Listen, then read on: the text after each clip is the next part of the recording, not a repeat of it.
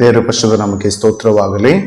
ಮತ್ತೊಂದಾವರ್ತಿ ದೇವರ ತನ್ನೊಂದು ಕೃಪೆಯಿಂದ ಈ ಒಂದು ಬೆಳಗಿನ ಜಾವದಲ್ಲಿ ತಮ್ಮ ಮಧ್ಯದಲ್ಲಿ ಬಂದು ಈ ಒಂದು ಡಿವೋಷನ್ ಕಾರ್ಯಕ್ರಮದಲ್ಲಿ ಪಾಲು ತೆಗೆದುಕೊಳ್ಳುವಂತ ಕೃಪೆಯನ್ನು ಕೊಟ್ಟದಕ್ಕಾಗಿ ನಾನು ದೇವರಿಗೆ ಸ್ತೋತ್ರಗಳನ್ನು ಸಲ್ಲಿಸ್ತಾ ಇದ್ದೇನೆ. ಈ ಬೆಳಗಿನ ಜಾವದಲ್ಲಿ ದೇವರು ತಿರುಗಿ ತನ್ನ ಆಶೀರ್ವಾದದ ಮುಖಾಂತರವಾಗಿ ವಾಕ್ಯ ಸಂದೇಶವನ್ನು ಹಂಚುವಂತ ಕೃಪೆಯನ್ನು ಕೊಟ್ಟದಕ್ಕಾಗಿ ನಾನು ವಂದನೆ ಸಲ್ಲಿಸುತ್ತಾ ತಮ್ಮೆಲ್ಲ ನಾನು ವಾಕ್ಯ ಸಂದೇಶಕ್ಕೆ ಆಹ್ವಾನಿಸುವಂತನಾಗಿದ್ದೇನೆ. ದೇವರಿಗೆ ಸ್ತೋತ್ರವಾಗಲಿ. ಈ ಒಂದು ಗಿಲ್ಗಲ್ ಸರ್ಕಲ್ ಅಷ್ಟನ್ನ ಈ ಕಾರ್ಯಕ್ರಮದ ಮುಖಾಂತರ, ಈ ಪೇಜ್ನ ಮುಖಾಂತರವಾಗಿ ನಡೆಯುತ್ತಿರುವಂತಹ ಈ ಸೇವೆ ಮುಖಾಂತರ ಅನೇಕರು ತಾವೆಲ್ಲರೂ ಆಶೀರ್ವಾದವನ್ನು ಹೊಂದಿದ್ದೀರಿ ಎಂಬುದಾಗಿ ನಾನು ನೆನೆಸುವಂತನಾಗಿದ್ದೇನೆ.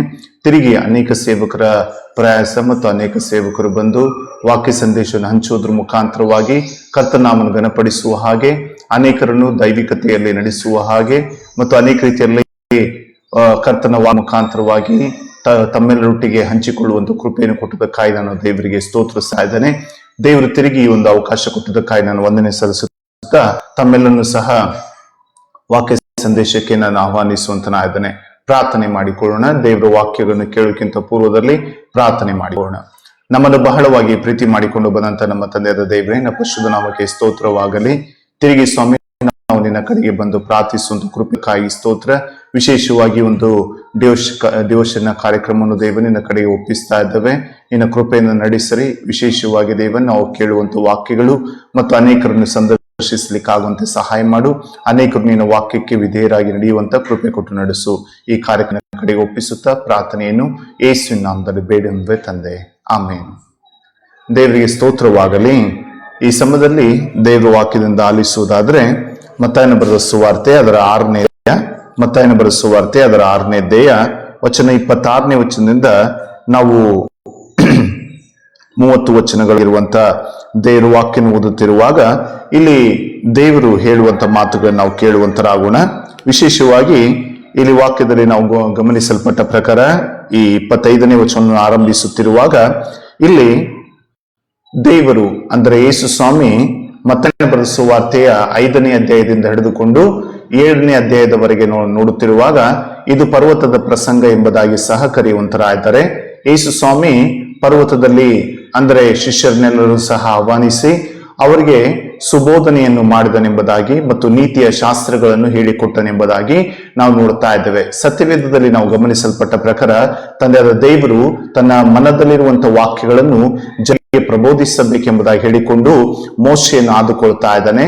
ಮೋಶೆ ಮುಖಾಂತರವಾಗಿ ಮತ್ತು ಅನೇಕ ಸೇವಕರ ಮುಖಾಂತರವಾಗಿ ತನ್ನ ವಾಕ್ಯಗಳನ್ನು ಅನೇಕ ಜನರಿಗೆ ತಿಳಿಯಪಡಿಸಿದನೆಂಬುದಾಗಿ ಮತ್ತು ಇಸ್ರಾಯೇಲರಿಗೆ ತಿಳಿಯಪಡಿಸಿದನೆಂಬುದಾಗಿ ನಾವು ನೋಡ್ತಾ ಇದ್ದೇವೆ. ಅದೇ ರೀತಿಯಲ್ಲಿ ವಿಮೋಚನಾ ಕಾಂಡ ಪುಸ್ತಕ ಅದರ 20ನೇ ಅಧ್ಯಾಯಕ್ಕೆ ಬರುತ್ತಿರುವಾಗ ದಶಾಗ್ನಿಗಳನ್ನು ಅಲ್ಲಿ ಕೊಡ್ತಾ ಇದ್ದಾನೆ. ದೇವರು ತನ್ನ ಮಕ್ಕಳೊಟ್ಟಿಗೆ ಮಾತನಾಡುವಂತ ಮತ್ತು ದೇವರು ತನ್ನ ಮಕ್ಕಳು ಯಾವ ರೀತಿಯಲ್ಲಿ ಅವರು ನಡೆಯಬೇಕೆಂಬುದಾಗಿ ಹೇಳಿಕೊಂಡು ದಶಾಗ್ನಿ ಕೊಡ್ತಾ ಇದ್ದಾನೆ. ಅದಾದ ಬಳಿಕ ಹಾಗೆ ಸಾರಿ ಮಾತನಾಡುತ್ತಾ ಆ ಪಂಚಕಾಂಡಗಳಲ್ಲಿ ಒಂದು ಪುಸ್ತಕವಾದಂತ ಧರ್ಮೋಪದೇಶ ಕಾಂಡದ ಪುಸ್ತಕಕ್ಕೆ ಬಂದಾಗ ಅಲ್ಲಿ ಸವಿಸ್ತಾರವಾದಂತ ರೀತಿಯಲ್ಲಿ ಅಲ್ಲಿ ತನ್ನ ವಾಕ್ಯಗಳನ್ನು ಮತ್ತು ಅನೇಕ ರೀತಿಯಲ್ಲಿ ಯಾವ ರೀತಿಯಲ್ಲಿ ಮನುಷ್ಯನು ನಡೆದುಕೊಳ್ಳಬೇಕೆಂಬುದಾಗಿರುವಂತಹ ವಿಧಾನಗಳನ್ನು ಅಲ್ಲಿ ತಿಳಿಯಪಡಿಸದನೆಂಬುದಾಗಿ ನಾವು ನೋಡ್ತಾ ಇದ್ದೇವೆ. ಅದೇ ರೀತಿಯಲ್ಲಿ ಧರ್ಮೋಪದೇಶ ಕಾಂಡ ಪುಸ್ತಕವನ್ನು ಅನುಗುಣವಾದಂತ ರೀತಿಯಲ್ಲಿ ಇಟ್ಟುಕೊಂಡಂತರಾಯ್ದುಕೊಂಡು ಯಾವ ರೀತಿಯಲ್ಲಿ ನಾವು ಬದುಕೆ ಬಾಳಬೇಕು ಮತ್ತು ಬದುಕೆ ಬಾಳುವುದಾದರೆ ಯಾವ ರೀತಿ ಆಶೀರ್ವಾದವನ್ನು ಹೊಂದುತ್ತೇವೆ ಎಂಬುದಾಗಿರುವಂತಹ ವಾಕ್ಯ ಸಂದೇಶದ ಮುಖಾಂತರವಾಗಿ ಪ್ರಾರಂಭಿಸುತ್ತಿರುವಾಗ ಮತ್ತಾಯನ ಬರೆದ ಸುವಾರ್ತೆಯಲ್ಲಿ ಸಹ ನಾವು ನೋಡುತ್ತಿರುವಾಗ ಯೇಸು ಸ್ವಾಮಿ ಆ ಪರ್ವತದ ಪ್ರಸಂಗದಲ್ಲಿ ಅನೇಕ ವಿಷಯಗಳನ್ನು ತನ್ನ ಮಕ್ಕಳೊಟ್ಟಿಗೆ ಹಂಚಿಕೊಡ್ತಾ ಇದ್ದಾನೆ. ಇದು ಒಂದು ನೀತಿಯ ಶಾಸ್ತ್ರವಾಗಿತ್ತು ಎಂಬುದಾಗಿ ನಾವು ನೋಡ್ತಾ ಇದ್ದೇವೆ. ಅನೇಕ ಮನುಷ್ಯನು ಬದುಕಿ ಬಾಳಲೇಬೇಕಾದಂತ ಕೆಲವೊಂದು ನಿಯಮಾವಳಿಗಳನ್ನು ಆತನು ಕೊಟ್ಟಿರುವಂತನಾಗಿದ್ದಾನೆ. ಹಾಗಾದ್ರೆ ನಾವು ಯಾವ ಲೋಕದಲ್ಲಿ ಜೀವಿಸಬೇಕೆಂಬುದಾಗಿ ಹೇಳಿಕೊಂಡು ಇದರಲ್ಲಿ ಕಲಿಸುವಂತನಾಗಿದ್ದಾನೆ. ನಾವು ಓದುತ್ತಿರಬೇಕಾದ್ರೆ ಮನುಷ್ಯನ ಮಾನಸಿಕತೆಯನ್ನು ಅರ್ಥ ಮಾಡಿಕೊಂಡಂತರಾಯ್ದುಕೊಂಡು ದೇವರು ತನ್ನ ಮಕ್ಕಳನ್ನು ಆಧ್ಯಾತ್ಮಿಕವಾದಂತ ಜೀವಿತದಲ್ಲಿ ನಡೆಸಬೇಕೆಂಬುದಾಗಿ ಇಷ್ಟಪಟ್ಟ. ಈ ಕಾರಣದಿಂದಾಗಿ ಇಲ್ಲಿರುವಂತ ವೇದದಲ್ಲಿ 3 ಮುಖ್ಯವಾದಂತ ಸಂಗತಿಗಳನ್ನು ತಿಳಿಸ್ತಾ ಇದ್ದಾನೆ. ನಾವು ನೋಡುತ್ತಿರುವಾಗ 25ನೇ ನಾವು ನೋಡ್ತಾ ಇದ್ದೇವೆ ಮತ್ತಾಯನ ಬರೆದ ಸುವಾರ್ತೆ ಅದರ 6ನೇ ಅಧ್ಯಾಯದ 25ನೇ ವಚನದಲ್ಲಿ ಈ ಕಾರಣದಿಂದ ನಿಮ್ಮ ಪ್ರಾಣಧರೆಗೆ ಏನು ಊಟ ಮಾಡಬೇಕು, ಏನು ಕುಡಿಯಬೇಕು, ನಮ್ಮ ದೇಹ ರಕ್ಷಣೆಗೆ ಏನು ಹೊತ್ತುಕೊಳ್ಳಬೇಕು ಎಂದು ಚಿಂತೆ ಮಾಡಬೇಡಿರಿ ಎಂಬುದಾಗಿ ನಿಮ್ಮುತ್ತೇನೆ. ಊಟಕ್ಕಿಂತ ಪ್ರಾಣವು, ಉಡುಪಿಗಿಂತ ದೇಹವು ಮೇಲಾದದಲ್ಲವೇ? ಆಕಾಶದಲ್ಲಿ ಹಾರಾಡುವ ಹಕ್ಕಿಗಳನ್ನು ನೋಡಿರಿ, ಅವು ಬಿತ್ತುವುದಿಲ್ಲ, ಕೊಯ್ಯುವುದಿಲ್ಲ, ಕಣಜಗಳನ್ನು ತುಂಬಿಟ್ಟುಕೊಳ್ಳುವುದಿಲ್ಲ. ಆದಾಗ್ಯೂ ಪರಲೋಕದಲ್ಲಿರುವ ನಿಮ್ಮ ತಂದೆಯು ಅವುಗಳನ್ನು ಸಾಕಿ ಸಲಹುತ್ತಾನೆ. ಮತ್ತು ಅಲ್ಲಿ ವಾಕ್ಯ ಹೇಳ್ತಾ ಇದೆ, ಅವುಗಳಿಗಿಂತ ನೀವು ಹೆಚ್ಚಿನವರಲ್ಲವೇ ಎಂಬುದಾಗಿ. ಅವುಗಳಿಗಿಂತ ನೀವು ಹೆಚ್ಚಿನವರಲ್ಲವೇ ಎಂಬುದಾಗಿ. ಹಾಗಾದ್ರೆ ಈ ಪ್ರಶ್ನೆ ಮುಖಾಂತರವಾಗಿ ಈ ಸಂದೇಶವನ್ನು ನಾವು ಆರಂಭ ಮಾಡುವಂತರಾಗೋಣ. ಇಲ್ಲಿ ವಾಕ್ಯ ಹೇಳ್ತಾ ಇದೆ, ಈ ಹಕ್ಕಿಗಳಿಗಿಂತ ಅಥವಾ ಈ ಪಕ್ಷಿಗಳಿಗಿಂತ ಈ ಜೀವರಾಶಿಗಳಿಗಿಂತ ನೀವು ಒಳ್ಳೆಯವರು ಅಥವಾ ಹೆಚ್ಚಿನವರು ಎಂಬುವಂತ ಮಾತು ನಾವು ನೋಡ್ತಾ ಇದ್ದೇವೆ.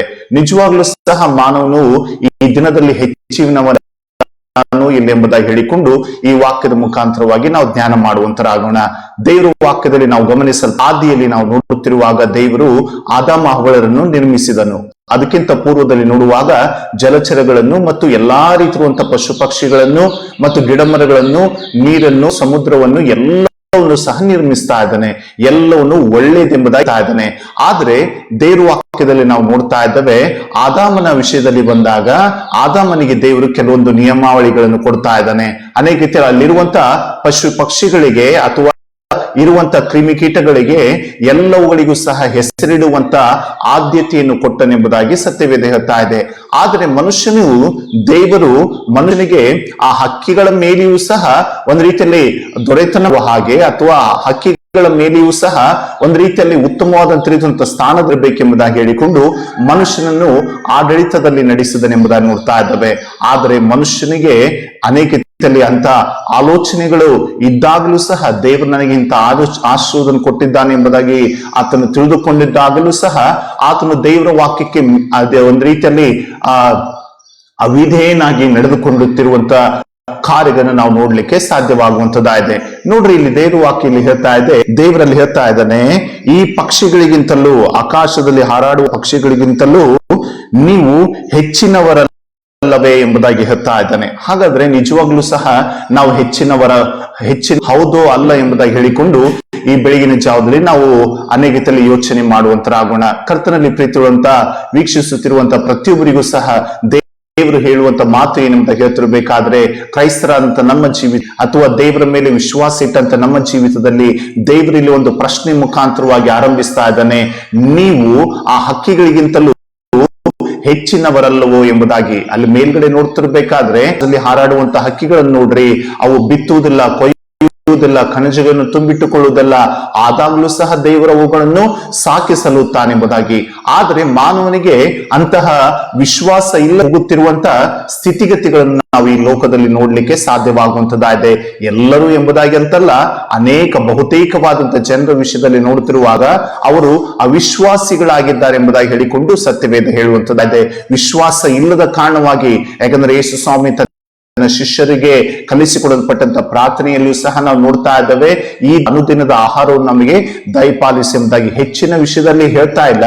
ಆದ್ರೆ ಇದ್ದಂತ ಸ್ಥಿತಿಗತಿಗಳಲ್ಲಿ ಅಥವಾ ಇರುವಂತ ಸಂದರ್ಭದಲ್ಲಿ ದೇವರನ್ನು ಯಾವ ರೀತಿಯಲ್ಲಿ ಮಹಿಮೆ ಪಡಿಸಬೇಕೆಂಬುದಾಗಿ ಹೇಳು, ದೇವರ ಮೇಲೆ ಯಾವ ರೀತಿಯಲ್ಲಿ ಆತುಕೊಳ್ಳಬೇಕೆಂಬುದಾಗಿ ಆ ಅನೇಕದಲ್ಲಿ ದೇವರು ನಮಗೆ ತಿಳಿಸಿರುವಂತನ ಇದ್ದಾನೆ. ಹಾಗಾದ್ರೆ ಇಲ್ಲಿ ದೇವರ ವಾಕ್ಯದಲ್ಲಿ ನಾವು ಗಮನಿಸ್ತಾ ಇದ್ದೇವೆ, ಅವುಗಳಿಗಿಂತ, ಆಕಾಶದಲ್ಲಿರುವಂತ ಪಕ್ಷಿಗಳಿಗಿಂತ, ಹಕ್ಕಿಗಳಿಗಿಂತ ನಮ್ಮನ್ನು ಅಧಿಕವಾದಂತ ಸ್ಥಾನದಲ್ಲಿ ಇಟ್ಟಿರುವಂತನ ಇದ್ದಾನೆ. ಅವುಗಳು ಯಾವುದೇ ರೀತಿಯಲ್ಲಿ ನೂಲುವುದಿಲ್ಲ, ಅವು ಯಾವುದೇ ರೀತಿಯಲ್ಲಿ ಕೆಲಸ ಕಾರ್ಯಗಳನ್ನು ಮಾಡುವುದಿಲ್ಲ. ಆದ್ರೆ ಆ ಪ್ರಕೃತಿಯಲ್ಲಿರುವಂತ ಕೆಲವೊಂದು ವಸ್ತುಗಳ ಮುಖಾಂತರ ಅಥವಾ ಪಶುಗಳ ಮುಖಾಂತರವಾಗಿ ದೇವರು ನಮ್ಮನ್ನು ಹೆಚ್ಚಿನ ರೀತಿಯಲ್ಲಿ ಆಶೀರ್ವದಿಸಲಿಕ್ಕೆ ಶಕ್ತನಾಗಿದ್ದಾನೆಂಬುದಾಗಿ ಹೇಳಿಕೊಂಡು ಸತ್ಯವೇದ ಹೇಳುವಂತದ್ದಾಗಿದೆ. ಹಾಗೆಂದ ಮಾತ್ರದಿಂದ ದೇವರು ತನ್ನ ಸೃಷ್ಟಿಯಲ್ಲಿಗೆ ಮತ್ತು ಜಲಚರಗಳಿಗೆ ಅಥವಾ ಬೇರೆ ಬೇರೆ ರೀತಿಯಲ್ಲಿರುವಂತವುಗಳಿಗೆ ಆ ಒಂದು ರೀತಿಯಲ್ಲಿ ಮಾಡುತ್ತಾನೆಂಬುದಾಗೆಲ್ಲ ಇವತ್ತು ನ್ಯೂಸ್ ಅಲ್ಲಿ ಮನುಷ್ಯನು ದೇವರನ್ನು ಘನಪಡಿಸಬೇಕೆಂಬುದಾಗಿ ಹೇಳಿಕೊಂಡೇ ಆತನು ನಿರ್ಮಿಸಿರುವಂತನಾದನೆ. ಅವುಗಳಿಗಿಂತಲೂ ಸಹ ಪಶು ಪಕ್ಷಿಗಳು ದೇವರನ್ನು ಘನಪಡಿಸ್ತಾ ಇದ್ದಾವೆ, ಅವು ಎಲ್ಲವೂ ಸಹ ಸೇರಿಕೊಂಡು ದೇವರನ್ನು ಆರಾಧಿಸ್ತಾ ಇದ್ದೇವೆ ಎಂಬುದಾಗಿ ಹೇಳಿಕೊಂಡು ಸತ್ಯವೇದ ಹೇಳ್ತಾ ಇದೆ. ಆದ್ರೆ ಅವುಗಳಿಗೆ ಸಮಯಕ್ಕೆ ತಕ್ಕ ರೀತಿ ದೇವರು ಆಹಾರಗಳನ್ನು ಒದಗಿಸುತ್ತಾನೆಂಬುದಾಗಿ. ಹಾಗಾದ್ರೆ ಈ ಬೆಳಗಿನ ಜಾವವನ್ನು ಕೇಳುತ್ತಿರುವಂತ ಪ್ರಿಯರಾದಂತ ತಮ್ಮೆಲ್ಲರಿಗೂ ಸಹ, ನಮ್ಮೆಲ್ಲರಿಗೂ ಸಹ ದೇವರ ಪ್ರಶ್ನೆ ಏನೆಂಬುದಾಗಿ ಹೇಳ್ತಿರ್ಬೇಕಾದ್ರೆ, ನಿಜವಾಗ್ಲೂ ಸಹ ಆ ಹಕ್ಕಿಗಳಿಗೆ ನಾವು ಹೆಚ್ಚಿನವರಾಗಿದ್ದೇವೋ ಇಲ್ಲ ಎಂಬುದಾಗಿ ಹೇಳಿಕೊಂಡು ನಮ್ಮನ್ನು ನಾವೇ ಆಲೋಚನೆಯನ್ನು ಮಾಡಿಕೊಳ್ಳೋಣ. ಯತ್ನಿಸಲು ನಾವು ದೃಢವಾಗಿ ಹೇಳಲಿಕ್ಕೆ ಸಾಧ್ಯನಾ? ನಾವು ಹಕ್ಕಿಗಳಿಗಿಂತಲೂ ಅನೇಕದಲ್ಲಿ ಹೆಚ್ಚಿನವರಾಗಿದ್ದೆವು ಇಲ್ಲೆಂಬುದಾಗಿ ಹೇಳಿಕೊಂಡು. ಆದ್ರೆ ದೇವರಲ್ಲಿ ಹೇಳ್ತಾ ಇದ್ದಾನೆ, ಅವುಗಳು ಮಾಡುತ್ತಿರುವಂತ ಕಾರ್ಯಗಳು ಅಥವಾ ಅವುಗಳು ತೋರಿಸಿದಂತ ವಿಧೇಯತೆ ಜೀವಿತ ಯತ್ನಿಸಲು ಮಾನವನಲ್ಲಿ ಇಲ್ಲದೆ ಹೋಗುತ್ತಿರುವುದನ್ನು ನಾವು ನೋಡ್ತಾ ಇದ್ದೇವೆ. ಹೇಗೆ ಎಂಬುದಾಗಿ ನಾವು ನೋಡುತ್ತಿರ್ಬೇಕಾದ್ರೆ ಸತ್ಯವಿದ್ದಲ್ಲಿ ಅನೇಕ ಕಡೆಗಳಲ್ಲಿ ನಾವು ನೋಡಿ ಆ ಹಕ್ಕಿಗಳ ಮುಖಾಂತರವಾಗಿ ದೇವರು ತನ್ನ ಮಾತುಗಳನ್ನು ಅಥವಾ ಅವುಗಳ ಮುಖಾಂತರವಾಗಿ ಅನೇಕರನ್ನು ಪೋಷಿಸಿದನೆಂಬುದಾಗಿ ಹೇಳಿಕೊಂಡು ಅನೇಕರಿಗೆ ಬೇಕಾದ ತನ್ನ ಆಶೀರ್ವಾದವನ್ನು ಕೊಟ್ಟನೆಂಬುದಾಗಿ ಸತ್ಯವೇದ ಹೇಳುವಂತದಾಗಿದೆ. ನಾವು ನೋಡ್ತೀವಲ್ರಿ, ಆದಿ ಒಂದು ರೀತಿಯಲ್ಲಿ ಪ್ರಾರಂಭದ ದಿಸೆಯಲ್ಲಿ ನಾವು ನೋಡುತ್ತಿರುವಾಗ ಆದಿಕಾಂಡ ಪುಸ್ತಕ 8ನೇ ಅಧ್ಯಾಯ ಅದರ 11ನೇ ವಚನದಲ್ಲಿ ನಾವು ನೋಡುತ್ತಿರುವಾಗ ನೋಹನ ವಿಷಯದಲ್ಲಿ ನೋಡ್ತಾ ಇದ್ದೇವೆ. ಜಲಪ್ರಳಯಗಳು ಬಂದಾಗ ಅನೇಕದಲ್ಲಿ ಮನುಷ್ಯನು ಮಾತು ಕೇಳಲಿಲ್ಲದ ಕಾರಣವಾಗಿ ಮನುಷ್ಯನ ಕ್ರಿಯೆಗಳೆಲ್ಲವೂ ಸಹ ಪಾಪಮಯವಾದ ಇರುವುದರ ಕಾರಣವಾಗಿ ಎಲ್ಲಾ ಜೀವರಾಶಿಗಳನ್ನು ಅಳಿಸಬೇಕೆಂಬುದಾಗಿ ದೇವರು ಇಷ್ಟಪಟ್ಟ.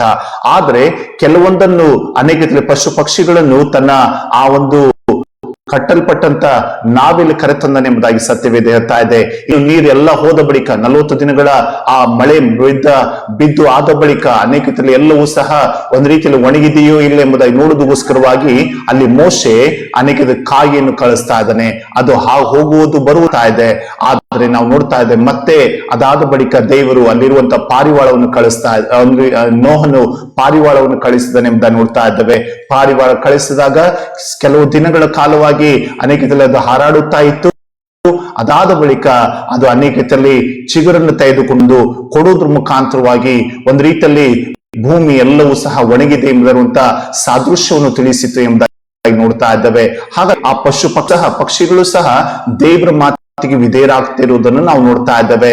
ಅದೇ ರೀತಿಯಲ್ಲಿ ನಾವು ನೋಡ್ತಿರ್ಬೇಕಾದ್ರೆ ಬಿಳಾಮನ ವಿಷಯದಲ್ಲಿ ಬಂದಾಗ ಬಿಳಾಮನು ಇಸ್ರಾಯೇಲನ್ನು ಶಪಿಸುವುದಕ್ಕೋಸ್ಕರ ಹೋಗುತ್ತಿರ್ಬೇಕಾದ್ರೆ ದೇವರು ಅನೇಕರಲ್ಲಿ ಆತನಿಗೆ ತಿಳಿದಿತ್ತು ಯೆಹೋವ ದೇವ ಅಥವಾ ಅನೇಕದಲ್ಲಿ ಬಲಿಷ್ಠನು ಎಂಬುದಾಗಿ ತಿಳಿದಿತ್ತು. ಆದಾಗ್ಲೂ ಸಹ ದೇವರ ಮಕ್ಕಳುವಾಗಿ ಆತನು ಹೋಗಬೇಕಾದ್ರೆ ಅನೇಕದಲ್ಲಿ ಅವರನ್ನು ಶಪಿಸುವುದಕ್ಕೋಸ್ಕರವಾಗಿ ಹೋಗುತ್ತಿರುವಾಗ ದೇವರು ಅಲ್ಲಿರುವಂತ ಆ ಒಂದು ಕತ್ತಿಗೂ ಸಹ ಮಾತು ಬರುವ ಹಾಗೆ ಮಾಡ್ತಾ ಇದ್ದಾನೆ.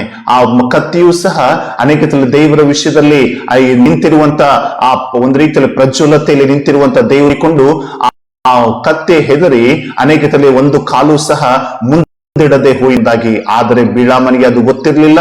ಅದಕ್ಕೆ ಹೊಡೆಯಲು ಪ್ರಾರಂಭಿಸಿದ ತಕ್ಷಣವೇ ಕತ್ತೆಗೆ ಮಾತು ಬರುವ ಹಾಗೆ ದೇವರ ಶಕ್ತಿ ಕೊಡ್ತಾ ಇದ್ದಾನೆ. ಹಾಗಾದ್ರೆ ಅದು ವಾಕ್ಯನು ನುಡಿತಾ ಇದೆ, ದೇವರ ಉಗ್ರ ಕೋಪವನ್ನು ನುಡಿತಾ ಇದೆ, ದೇವರ ಮಾತಿಗೆ ವಿಧೇಯದಾಗ್ತಾ ಇದೆ. ಮನುಷ್ಯನು ದೇವರ ಮಾತಿಗೆ ಅವಿಧೇಯನಾಗುತ್ತಿರುವುದನ್ನು ಇಲ್ಲಿಯೂ ಸಹ ನಾವು ನೋಡ್ಲಿಕ್ಕೆ ಸಾಧ್ಯವಾಗ್ತಾ ಇದೆ. ಹಾಗಾದ್ರೆ ದೇವರ ಎಲ್ಲಾ ಆಶೀರ್ವಾದ ಮಾನವನು ತಿಳಿದಿರುವಂತ ರೀತಿಯಲ್ಲಿ ಇರುತ್ತಿರುವಾಗಲೂ, ಮಾನವನಿಗೆ ಜ್ಞಾನ ಇದ್ದಾಗಲೂ ಅಥವಾ ಮಾನವನಿಗೆ ಬುದ್ಧಿ ಇದ್ದಾಗಲೂ, ವಿದ್ಯೆ ಇರುತ್ತಿರುವಾಗಲೂ, ಅನೇಕ ರೀತಿಯ ಚಾಣಾಕ್ಷತೆಗಳು ಸಹ ಹಕ್ಕಿಗಳಿಗಿಂತಲೂ ಸಹ ನುರಿತ ರೀತಿಯಲ್ಲಿ ಇರುತ್ತಿರುವಾಗಲೂ ಸಹ ಮನುಷ್ಯನು ಈ ದಿನಗಳ ದೇವರಿಗೆ ಅವಿಧೇಯನಾಗುತ್ತಿರುವುದನ್ನು ನಾವು ನೋಡ್ತಾ ಇದ್ದೇವೆ. ಈ ಕಾರಣದಿಂದಲೇ ಅಲ್ಲಿ ಯೇಸು ಸ್ವಾಮಿ ಅಲ್ಲಿ ಹೇಳ್ತಾ ಇದ್ದಾನೆ, ನೀವು ಹಕ್ಕಿಗಳಿಗಿಂತಲೂ ಹೆಚ್ಚಿನವರಾಗಿದ್ದೀರಿ ಎಂಬುದಾಗಿ.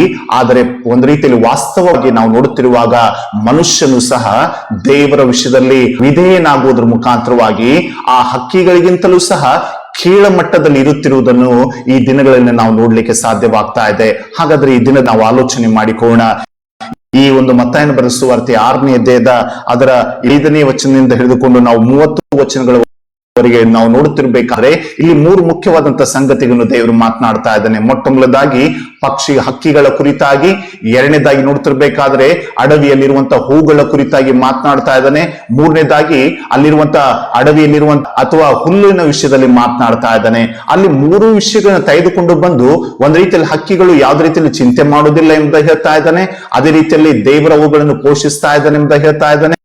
ಅದೇ ರೀತಿಯಲ್ಲಿ ಒಂದು ರೀತಿಯಲ್ಲಿ ಹೂವನ್ನು ಬಿಡುತ್ತಿರುವಂತ ಆ ಗಿಡದ ವಿಷಯದಲ್ಲಿ ಮಾತನಾಡುತ್ತಾ ಅವುಗಳು ಒಂದು ರೀತಿಯಲ್ಲಿ ಸುಗಂಧ ರೀತಿಯ ಬೀರುವಂತ ಉಡುಪನ್ನು ಧರಿಸಿಕೊಂಡಿರುತ್ತದೆ ಎಂಬುದಾಗಿ, ಅಲಂಕಾರಕವಾದಂತ ರೀತಿಯುವಂತ ಬಣ್ಣಗಳ ಮುಖಾಂತರವಾಗಿ ದೇವರು ಅವುಗಳಿಗೆ ಕೊಡಲ್ಪಟ್ಟಂತದ್ದನ್ನು ಅವುಗಳು ತನ್ನ ಜೀವಿತದಲ್ಲಿ ಹೌದ್ ಬಿಡಪ್ಪ, ನಾನು ಒಂದು ರೀತಿಯಲ್ಲಿ ಸಂಪೂರ್ಣವಾದಂತ ರೀತಿಯಲ್ಲಿ ವೈಟ್ ಆಗಿರಬೇಕು ಅಥವಾ ಬೆಳಪಾಗಿರ್ಬೇಕೆಂಬುದಾಗಿ ಹೇಳಿಕೊಂಡು ಅಥವಾ ಯಾವ್ದು ರೀತಿಯಲ್ಲಿ ಬೇರೆ ಬೇರೆ ಬಣ್ಣದ ರೀತಿ ಇರುವಂತ ಆ ಒಂದು ಹೂವನ್ನು ಬಿಡುವುದ್ರ ಮುಖವಾಗಿ ಅನೇಕ ರೀತಿಯಲ್ಲಿ ನೋಡುವುದಕ್ಕೆ ಅಂಧಕರವಾದಂತ ರೀತಿಯಲ್ಲಿದೆ. ಅದಕ್ಕೋಸ್ಕರವಾಗಿ ಇಲ್ಲಿ ಹೇಳ್ತಾ ಇದೆ, ನೀವು ಉಡುಪಿನ ವಿಷಯದಲ್ಲಿ ಚಿಂತಿಸುವುದೇಕೆ, ಅಡವಿಯ ಹೂಗಳನ್ನು ಬೆಳೆಯುವ ರೀತಿಯನ್ನು ನೋಡ್ರಿ ಎಂಬುದಾಗಿ. ಹಾಗಾದ್ರೆ ಅಡವಿಯಲ್ಲಿ ಬೆಳೆಯುವಂತ ಹೂಗಳು ಏನ್ ಮಾಡ್ತವೆ, ತಮ್ಮಷ್ಟಕ್ಕೆ ತಾವೇ ಅಲಂಕರಿಸಿಕೊ. ಎಲ್ಲಿ ಬಿಡುಪ್ಪ, ನಾನು ಕೆಟ್ಟದಾದಂತ ಒಂದು ರೀತಿಯಲ್ಲಿ ಕಲರ್ ಆದಂತ ರೀತಿಯಂತ ಹೂವನ್ನು ಬಿಡಬೇಕು ಎಂಬುದಾಗೆಲ್ಲ.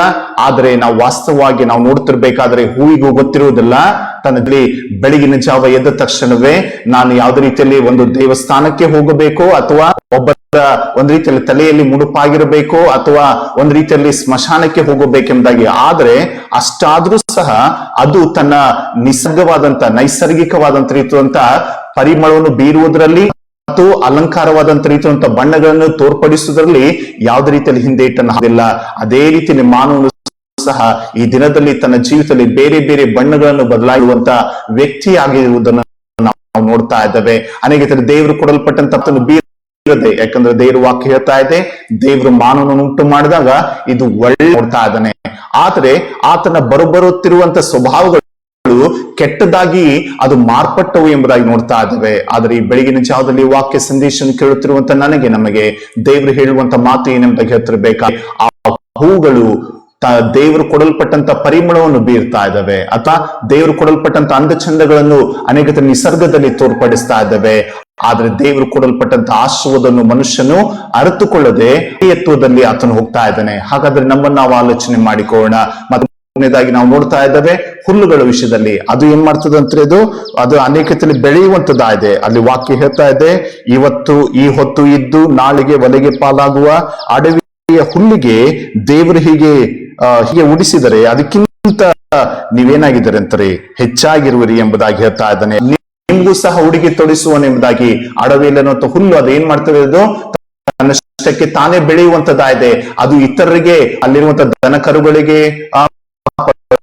ಪಶುಗಳಿಗೆ, ಎಲ್ಲವುಗಳಿಗೂ ಆಹಾರವನ್ನು ನಾನು ಬೇರೆಯವರಿಗೆ ಆಹಾರವಾಗುವುದು ಬೇಡ ಎಂಬ ಹೇಳಿಕೊಂಡು ಸುಮ್ಮನೆ ಇರುವುದಿಲ್ಲ.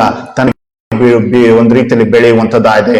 ನಿಸರ್ಗವನ್ನು ಒಳ್ಳೆ ರೀತಿಯಲ್ಲಿ ನೋಡುವ ಹಾಗೆ, ಅಥವಾ ಹಚ್ಚಹಸಿರಾದಂತ ರೀತಿಯಲ್ಲಿ ಕಾಣುವ ಹಾಗೆ ಮಾಡುವಂತದ್ದಾಗಿದೆ. ಹಾಗಾದ್ರೆ ಇಂತಹ ರೀತಿಯಲ್ಲಿ ಅಲ್ಲಿರುವಂತಹ ಪಶುಗಳಾಗಲಿ, ಅಥವಾ ಪಕ್ಷಿಗಳಾಗಲಿ, ಅಥವಾ ಹೂಗಳಾಗಲಿ, ಅಥವಾ ಅಲ್ಲಿರುವಂತಹ ಹುಲ್ಲುಗಳಾಗಲಿ ತಮ್ಮ ಒಂದು ರೀತಿಯಲ್ಲಿ ಸ್ಥಿತಿಗತಿಗಳನ್ನು ಮರೆತು ಹೋಗದೆ ಅವು ದೇವರು ಕೊಡಲ್ಪಟ್ಟಂತ ಆಜ್ಞೆಗಳಿಗೆ ವಿಧೇಯರಾಗ್ತಾ ಇದ್ದಾವೆ. ಈ ದಿನದಲ್ಲಿ ಮಾನವನು ವಿಧೇಯನಾಗ್ತಾ ಇದ್ದಾನೆ. ಇದಲ್ಲ ಇವತ್ತು ನಮ್ಮನ್ನು ನಾವು ಆಲೋಚನೆ ಮಾಡಿಕೊಳ್ಳೋಣ. ಮತ್ತು ದೇವರು ವಾಕ್ಯ ಹೇಳುವಂತದ್ದಾಗಿದೆ, ನಾವು ಯಾವ ರೀತಿ ಇರಬೇಕೆಂಬ ಹೇಳ್ತಿರ್ಬೇಕಾದ್ರೆ ದೇವರು 3 ವಿಷಯದಲ್ಲಿ ಮತ್ತೆ ನಮ್ಮೊಟ್ಟಿಗೆ ಮಾತನಾಡುವಂತ ಇದನ್ನ ಮೊಟ್ಟ ಮೊದಲಾಗಿ ನಾವು ನೋಡ್ತಿರ್ಬೇಕಾದ್ರೆ, ಒಂದ್ ರೀತಿಯಲ್ಲಿ ನಿರೀಕ್ಷೆಯ ಆ ಹಕ್ಕಿಗಳಿಂದ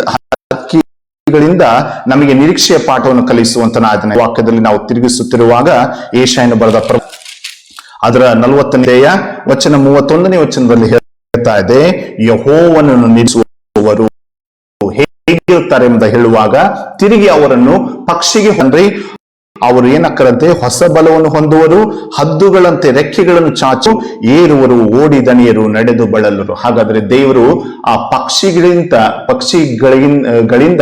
ಒಂದ್ ರೀತಿಯಲ್ಲಿ ಒಳ್ಳೆಯ ಉದಾಹರಣೆಯನ್ನು ನಮಗೆ ತೋರಿಸ್ತಾ ಇದ್ದಾನೆ, ದೃಷ್ಟಾಂತವನ್ನು ತೋರಿಸ್ತಾ ಇದ್ದಾನೆ. ಏನೆಂಬುದಾಗಿ ಹೇಳ್ತಿರುವಾಗ ಅಲ್ಲಿ ನಾವು ಮತ್ತಾಯನ ಬರೆದ ಸುವಾರ್ತೆ ಅದರ 6ನೇ ಅಧ್ಯಾಯ ವಚನ 26ನೇ ವಚನದಲ್ಲಿ ನೋಡಲ್ಪಟ್ಟ ಪ್ರಕಾರ ಆ ಹಕ್ಕಿಗಳಿಗಿಂತಲೂ ನೀವು ಹೆಚ್ಚು ಎಂಬುದಾಗಿ ಹೇಳಿದಂತ ದೇವರು ಅಲ್ಲಿ ವಾಕ್ಯ ಹೇಳ್ತಾ ಇದೆ, ಆ ಹಕ್ಕಿಗಳಿಗಿಂತಲೂ ಸಹ ನಮ್ಮನ್ನು ಹೆಚ್ಚಿನದಾಗಿ ನಾವು ಮಾರ್ಪಡಿಸಿಕೊಳ್ಬೇಕಾದ್ರೆ ಮೊಟ್ಟ ಮೊದಲಾಗಿ ನಾವೇನ್ ಮಾಡ್ಬೇಕಂತ್ರಿ, ದೇವರ ಮೇಲೆ ನಿರೀಕ್ಷೆ ಇಡುವಂತರಾಗಿರ್ಬೇಕಾಗಿದೆ. ದೇವರ ಮೇಲೆ ನಿರೀಕ್ಷೆ ಇಡಬೇಕಾಗಿದೆ. ದೇವರ ವಾಕ್ಯದಲ್ಲಿ ಹೇಳ್ತಾ ಇದೆ, ಯೆಹೋವನನ್ನು ನಿರೀಕ್ಷಿಸುವರು ಹೊಸ ಬಲವನ್ನು ಹೊಂದುವರು, ಅವರು ಹದ್ದುಗಳಂತೆ ರೆಕ್ಕೆಗಳನ್ನು, ಅಥವಾ ಹದ್ದು ಎಂಬುವಂಥದ್ದು ಒಂದು ರೀತಿಯಲ್ಲಿ ಆ ಒಂದು ಆಕಾಶದ ಒಂದು ರಾಜನಾಗಿ ಅದು ಅನೇಕ ಹಾರಾಡುವಂತದ್ದಾಗಿದೆ. ಆಕಾಶವೇ ನನ್ನ ಹತ್ರ ಇರುತ್ತದೆ ಎಂಬುದಾಗಿ ಹೇಳಿಕೊಂಡು ಆಕಾಶದಲ್ಲಿ ಹೇಗಿರುವಂತದ್ದಾಗಿದೆ, ಅಥವಾ ಅದರ ಸ್ಥಿತಿಗತಿಗಳು ಕೆಳಮಟ್ಟದ ಸ್ಥಿತಿಗಳು ಆಗುವುದಿಲ್ಲ.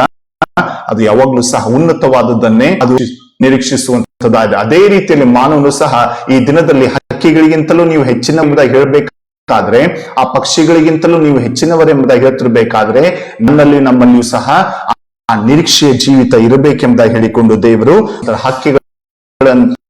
ಹದ್ದುಗಳಂತೆ ರೆಕ್ಕೆಗಳನ್ನು ಚಾಚಿಕೊಂಡು ಏರುವಳು, ಓಡಿ ದಣಿಯರು ನಡೆಯುವರು. ಹಾಗಾದ್ರೆ ನಾವು ಸಹ ನಿರೀಕ್ಷಿಸುವಂತರಾಗೋಣ, ದೇವರಿಗೋಸ್ಕರವಾಗಿ ನಿರೀಕ್ಷೆಯಲ್ಲಿರೋಣ. ಹಾಗೆ ಇರುವುದಾದ್ರೆ ಮಾತ್ರವೇ ಆ ಹಕ್ಕಿಗಳಿಗಿಂತ ನಾವು ಹೆಚ್ಚಿನವರೆಂಬುದಾಗಿ ಹೇಳಲಿಕ್ಕೆ ಸಾಧ್ಯವಾಗುವಂತದ್ದಾಗಿದೆ. ಮತ್ತೆ ನೋಡ್ರಿ, ದೇವರು ವಾಕ್ಯ ಹೇಳ್ತಾ ಇದೆ, ಅದೇ ಮತ್ತಾಯನ ಬರೆದ ಸುವಾರ್ತೆಯಲ್ಲಿ ನಾವು ಗಮನಿಸುತ್ತಿರ್ಬೇಕಾದ್ರೆ, ಮತ್ತಾಯನ ಬರೆದ ಸುವಾರ್ತೆ 10ನೇ ಅಧ್ಯಾಯಕ್ಕೆ ಬರ್ತಿರ್ಬೇಕಾದ್ರೆ ಅಲ್ಲಿ ದೇವರು ಹೇಳುವಂತನ ಇದ್ದಾನೆ. 10ನೇ ಅಧ್ಯಾಯದ 16ನೇ ವಚನದಲ್ಲಿ ನಾವು ಗಮನಿಸುತ್ತಿರ್ಬೇಕಾದ್ರೆ, ನೋಡಿರಿ, ತೋಳುಗಳ ನಡುವೆ ಕುರಿಗಳನ್ನು ಹೋಗಿಸುವಂತೆ ನಾನು ನಿಮ್ಮನ್ನು ಕಳುಹಿಸಿ, ಆದುದರಿಂದ ಸರ್ಪಗಳಂತೆ ಜಾಣರು, ಪಾರಿವಾಳಗಳಂತೆ ನಿಷ್ಕಪಟಿಗಳಾಗಿರಬೇಕೆಂಬುದಾಗಿ. ಹಾಗಾದ್ರೆ ಇಲ್ಲಿ ದೇವರು ತಿಳಿಸ್ತಾನೆ, ನಾವೆಲ್ಲರೂ ಸಹ ಪಾರಿವಾಳದಂತೆ ನಿಷ್ಕಪಟವಾದಂತ ರೀತಿಯ ಜೀವಿತದಲ್ಲಿ ಜೀವಿಸಬೇಕೆಂಬುದಾಗಿ. ಹೇಗೆ ಎಂಬುದಾಗಿ ಹೇಳುವಾಗ, ಹಾಗಾದ್ರೆ ನಾವು ಇವತ್ತಿನಲ್ಲಿ ಆ ಪಕ್ಷಿಗಳಿಗಿಂತಲೂ ಹೆಚ್ಚಿನವರಾಗಿರ್ಬೇಕಾದ್ರೆ ಏನ್ ಮಾಡ್ಕಂತ್ರಿ, ಆ ಒಂದು ಪಾರಿವಾಳದಂತೆ ನಿಷ್ಕಪಟಿಗಳಾಗಿರ್ಬೇಕು. ಸರ್ಪದ ಜಾಣರು ಮತ್ತು ಪಾರಿವಾಳದಂತೆ ನಿಷ್ಕಪಟಿಗಳಾಗಿರ್ಬೇಕೆಂಬುದಾಗಿ. ಕಪಟವಿಲ್ಲದ ಜೀವಿತ, ಒಂದು ರೀತಿಯಲ್ಲಿ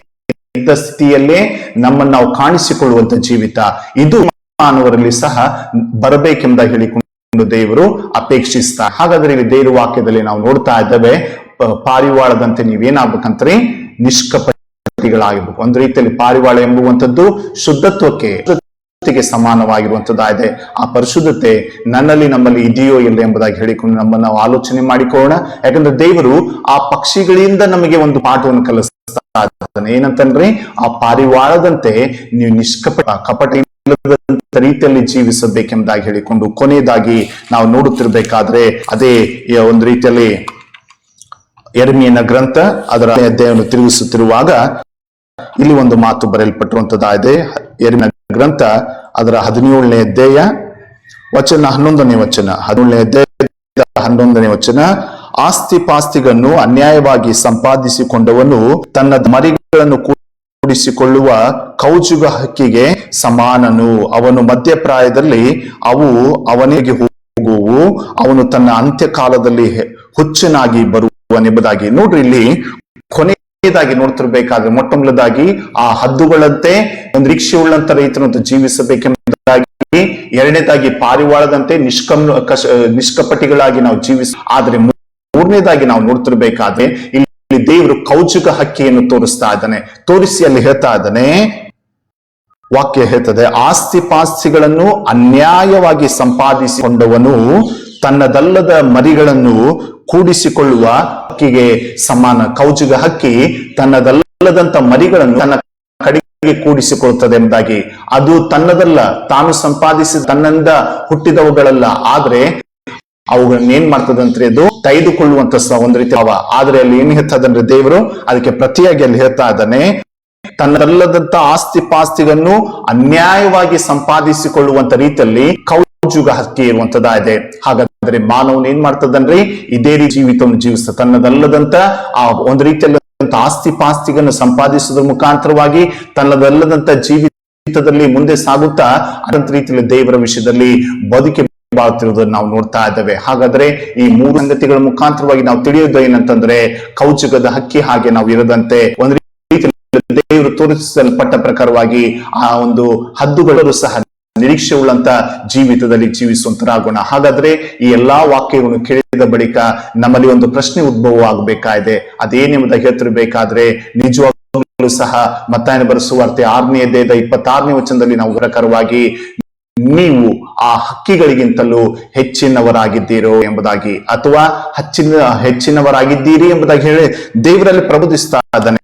ಹಕ್ಕಿಗಳಿಗಿಂತಲೂ ನೀವು ಹೆಚ್ಚಿನವರು ಎಂಬುದಾಗಿ ಆತನು ಹೇಳ್ತಾ ಇದ್ದಾನೆ. ಆದ್ರೆ ಮಾನವನ್ ಏನಾಗ್ತಾ ಇಲ್ಲ ಅಂತ್ರಿ, ಅವುಗಳಿಗಿಂತ ಕಡಿಮೆಯಲ್ಲೇ ಇರುವಂತನ ಇದ್ದಾನೆ. ಅವು ಏನ್ ಮಾಡ್ತಂತ್ರಿ, ಬೆಳಿಗ್ಗೆ ಎದ್ದ ತಕ್ಷಣವೇ ದೇವರನ್ನು ಆರಾಧಿಸುವಂತದ. ಅದಕ್ಕೋಸ್ಕರವಾಗಿ ನಮಗೆ ಎಲ್ಲರಿಗೂ ಬಹಳಷ್ಟು ಚಿರಪರಿಚಿತವಾದಂತ ರೀತಿಯಲ್ಲಿ ನಾವು ನೋಡಲಿಕ್ಕೆ ಕೀರ್ತನ ಭಾಗ ಅದರ 36ನೇ ಕೀರ್ತನೆಯಲ್ಲಿ 34ನೇ ಕೀರ್ತನೆಯಲ್ಲಿ ನಾವು ನೋಡಲ್ಪಟ್ಟ ಪ್ರಕಾರವಾಗಿ ಅಲ್ಲಿ ದೇವರ ವಾಕ್ಯ 10ನೇ ವಚನದಲ್ಲಿ ಹೇಳ್ತಾ ಇದೆ, ಪ್ರಾಯದ ಸಿಂಹಗಳಾದರೂ ಹೊಟ್ಟೆಗಿಲ್ಲದೆ ಹಸಿದಾವು, ಬೇಡಿಕೊಳ್ಳುವವರಿಗೆ ಯಾವ ಮೇಲಿಗೂ ಕಡಿಮೆ ಇಲ್ಲ ಎಂಬುದಾಗಿ. ಅಥವಾ ಆ ಪಶು ಪಕ್ಷಿಗಳು ದೇವರನ್ನು ಕೂಗಿಕೊಳ್ಳುವಾಗ ಅವುಗಳಿಗೆ ದೇವರು ಏನ್ ಮಾಡ್ತಾನಂತ್ರಿ, ತಕ್ಕ ಸಮಯದಲ್ಲಿ ಅವುಗಳಿಗೆ ಬೇಕಾದದ್ದನ್ನೆಲ್ಲವನ್ನು ಸಹ ಒದಗಿಸುವ. ಅವುಗಳಿಗಿಂತಲೂ ನಾವೇನಾಗಿದ್ದೇವೆ ಅಂತಂದ್ರೆ ದೇವರು ಹೆಚ್ಚಿನವರಾಗಿದ್ದೇವೆ ಎಂಬುದಾಗಿ. ಹಾಗಾದ್ರೆ ನಾವಲ್ಲಿ ಆಲೋಚನೆ ಮಾಡಿಕೊಳ್ಳೋಣ, ನಾವು ನಿಜವಾಗ್ಲೂ ಹೆಚ್ಚಿನವರಾಗಿದ್ದೇವೋ ಇಲ್ಲ. ಹಾಗಾದ್ರೆ ಹೆಚ್ಚಿನವರಲ್ಲ ಎಂಬುದಾಗಿ ಹೇಳಿಕೊಂಡು ಅಂದುಕೊಳ್ಳುವುದಾದ್ರೆ ನಾವು ಆ ದಿನ ಮುಖಾಂತರವಾಗಿ ನಿರೀಕ್ಷೆಯ ಪಾಠವನ್ನು ಕಲಿಯುವಂತರಾಗೋಣ. ಅದೇ ರೀತಿಯಲ್ಲಿ ಆ ಪಾರಿವಾಳದಂತೆ ನಿಷ್ಕಪಟಿಗಳಾದಂತ ರೀತಿಯ ಪಾಠವನ್ನು ಕಲಿಯುವಂತರಾಗೋಣ. ಮೂರನೇದಾಗಿ ಹಕ್ಕಿ ಹಾಗೆ ತನ್ನದಲ್ಲದಂತ ರೀತಿರುವಂತ ಕೂಡಿಸಿಕೊಳ್ಳುವುದನ್ನು ಬಿಟ್ಟು ಅನ್ಯಾಯವಾಗಿ ಸಂಪಾದಿಸುವುದು, ಅನ್ಯಾಯವಾದಂತ ರೀತಿಯಲ್ಲಿ ತೆಗೆದುಕೊಳ್ಳುವುದನ್ನೆಲ್ಲವನ್ನು ಬಿಟ್ಟು ಹಾಗೆ ಜೀವಿಸುವಂತ ಕೃಪೆಯನ್ನು ದೇವರು ನಮ್ಮೆಲ್ಲರ ಜೀವಿತದ ಅನುಗ್ರಹಿಸಲಿ. ದೇವರ ಈ ವಾಕ್ಯವನ್ನು ನಮ್ಮೆಲ್ಲರ ಜೀವಿತದ ಅನುಗ್ರಹಿಸಿದಂತ ಪ್ರತಿಯೊಬ್ಬರನ್ನು ಸಹ ಕ್ರಿಸ್ತನ ಮೊದಲ ನಾಮದಲ್ಲಿ ತಮ್ಮೆಲ್ಲರನ್ನು ಸಹ ನಾನು ವಂದಿಸುವಂತ ದೇವರು ನಿಮ್ಮೆಲ್ಲರನ್ನು ಆಶೀರ್ವದಿಸಲಿ. ಅನೇಕರಿಗೆ ಈ ಒಂದು ಪರಿಚಯಿಸಲಿ ಮತ್ತು ಅನೇಕರು ಕರ್ತನ ವಾಕ್ಯನ ಕೇಳಿಕೊಂಡು ಕರ್ತನಿಗೋಸ್ಕರವಾಗಿ ಸಾಕ್ಷಿಗಳಾಗಿ ಹಾಗೆ ಕರ್ತನ ಕೃಪೆ ಕೊಟ್ಟು ನಡೆಸಲಿ. ಪ್ರಾರ್ಥನೆ ಮಾಡಿಕೊಳ್ಳೋಣ. ಪ್ರೀತಿಸುವ ರಕ್ಷಕನೇ, ನಿನ್ನ ವಾಕ್ಯನ ಕೊಟ್ಟದಕ್ಕಾಗಿ ಸ್ತೋತ್ರವಾಗಲಿ. ನಾವು ಈ ದಿನದಲ್ಲಿ ಆ ಹಕ್ಕಿಗಳಿಗಿಂತಲೂ ನೀವು ಹೆಚ್ಚು ಎಂಬುದಾಗಿ ಹೇಳಿದಂತ ಆ ಒಂದು ಭಾಗಕ್ಕೆ ನಮ್ಮ ಈ ದಿನದಲ್ಲಿ ದೇವ ನಾವು ನಿಜಗಳಿಗಿಂತಲೂ ಹೆಚ್ಚಿನವರಾಗಿದ್ದೇವೋ ಇಲ್ಲ ಎಂಬುದಾಗಿ ಹೇಳಿಕೊಂಡು ಪರೀಕ್ಷಿಸಿಕೊಳ್ಳುವ ಹಾಗೆ ಸಹಾಯ ಮಾಡು. ಯಾವ ರೀತಿಯಲ್ಲಿ ಇದುವರೆಗೂ ನಾವು ವಾಕ್ಯನ ಕೇಳಿದ್ದೇವೆ ರಾಜ, ಆ ಪಕ್ಷಿಗಳಿಗಿಂತಲೂ ನಾವು ಸ್ವಾಮಿ ಕೀಳ ಮಟ್ಟದಲ್ಲಿದ್ದೇವೆ. ಆ ರೀತಿಯಲ್ಲಿ ನಾವು ಇರದಂತೆ ನಿರೀಕ್ಷೆ ಉಳ್ಳಂತರಾಯ್ದುಕೊಂಡು ನಿಷ್ಕಪಟಿಗಳಾಗಿದ್ದುಕೊಂಡು ಅನ್ಯಾಯವನ್ನು ಬಿಟ್ಟು ನ್ಯಾಯವನ್ನೇ ಪಾಲನೆ ಮಾಡುತ್ತಾ ಮುಂದೆ ಸಾಗುವಂತ ಕೃಪೆ ಕೊಟ್ಟು ನಡೆಸು. ವಾಕ್ಯ ಸಂದೇಶವನ್ನು ಕೇಳಿದಂತ ನಿನ್ನ ಮಕ್ಕಳಿಸರಿ, ಅವರಿಗಿರುವಂತಹ ಸಮಸ್ಯೆಯನ್ನು ನೀಗಿಸಿರಿ, ಎಲ್ಲಾ ಕಷ್ಟಗಳಿಂದ ಬೇಕಂತ ಬಿಡುಗಡೆ ಕೊಟ್ಟು ನಡೆಸು. ಇನ್ನು ವಾಕ್ಯಕ್ಕೆ ನೇರಾಗಿ ನಡೆಯುವಂತ ಕೃಪೆ ಕೊಟ್ಟು ನಡೆಸು. ವಾಕ್ಯ ಕೊಟ್ಟದಕ್ಕಾಗಿ ವಂದನೆ ಸಲ್ಲಿಸುತ್ತಾ ಯೇಸುವಿನ ನಾಮದಲ್ಲಿ ಬೇಡುವೆ ತಂದೆ, ಆಮೇನ್. ಈಗಲೂ ನಮ್ಮ ಕರ್ತನಾದ ಯೇಸುವಿನ ಕೃಪೆ, ತಂದೆಯಾದ ದೇವರ ಪ್ರೀತಿ, ಪವಿತ್ರಾತ್ಮನ ನಡೆಸುವಿಕೆ ಈಗಲೇ ಆವರಿಸಿದಂತ ಕೇಳಿದಂತ ಎಲ್ಲರ ಮೇಲೆ, ನಮ್ಮೆಲ್ಲರ ಮೇಲೆ ನಿತ್ಯ ನಿರಂತರವೂ ನೆಲೆಗೊಂಡಿರಲಿ. ಆಮೇನ್. Praise the lord.